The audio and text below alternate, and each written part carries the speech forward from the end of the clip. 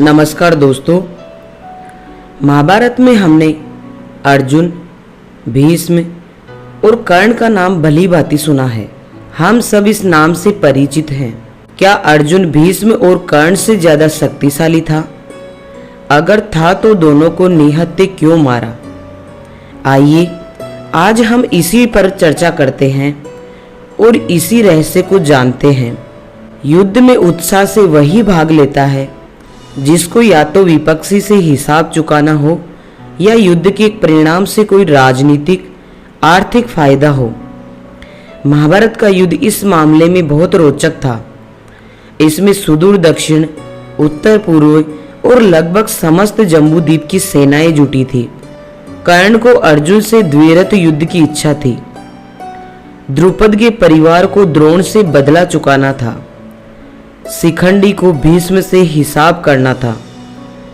कृतवर्मा और साहित्यक दोनों यादव थे पर एक दूसरे के खून के प्यासे थे। महाभारत में वर्णन है कि कई छोटे छोटे राज्य थे। बहुत संभव है कि ये राजा इस चक्कर में दुर्योधन की तरफ आ गए हों। जीतने पर हमको धन मिलेगा। दुर्योधन ने कर्ण को धन सम्मान देकर ही तो खरीदा था। इसलिए तो दुर्योधन के पास 11 अक्षौहिणी जबकि पांडवों के पास मात्र 7 अक्षौहिणी सेना थी।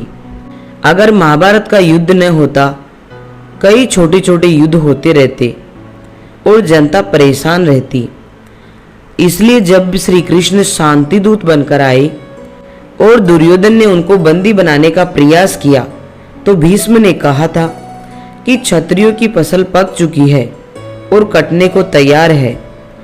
भीष्म और द्रोण दोनों को इस युद्ध के लिए उत्साह नहीं था।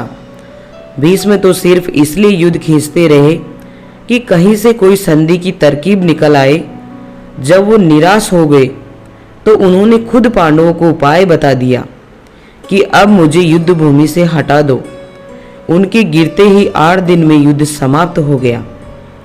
युद्ध में अर्जुन पुत्र अभिमन्यु का वध हुआ। भीम के बेटे घटोत्कच का वध हुआ। दुर्योधन के 99 भाई मरे और भी कई राजाओं के बेटे, भाई, पिता मरे।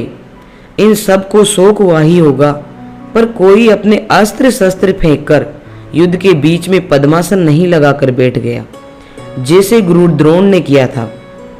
उनको पुत्र की मृत्यु का शोक तो था, अपने शिविर में जाकर दुख मनाते। पुत्र की मृत्यु की सूचना मिलते ही उनको भी युद्ध में कोई रुचि नहीं रही।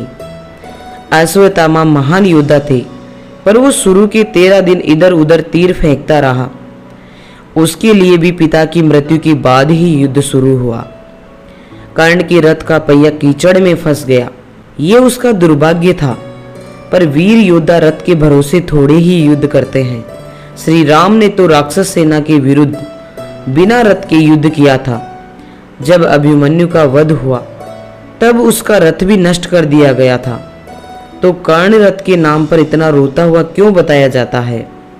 दोस्तों, मेरे द्वारा दी गई जानकारी आपको कैसे लगी, एक प्यारा सा कमेंट करके अवश्य बताएं।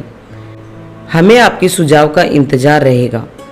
अगर आपको हमारा ये वीडियो पसंद आया है तो प्लीज़ इसे लाइक करें और अपने दोस्तों के साथ शेयर करें।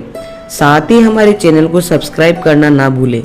मिलती हूँ एक नई कहानी और नई जानकारी के साथ। तब तक अपना ख्याल रखिए। धन्यवाद।